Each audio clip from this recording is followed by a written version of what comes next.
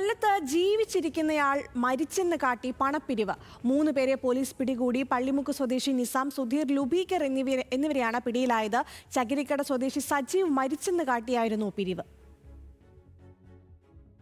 ജീവിച്ചിരിക്കുന്ന കൊല്ലം ചകിരിക്കട സ്വദേശി സജീവ് മരിച്ചെന്ന് പറഞ്ഞായിരുന്നു പണപ്പിരിവ് നടത്തിയ 3 പേർ പിടിയിലായത്. സജീവ് ആശുപത്രിയിൽ ചികിത്സയിൽ കഴിയുമ്പോൾ ഇയാൾ മരിച്ചെന്ന് വരുത്തി തീർക്കുകയായിരുന്നു പ്രതികൾ.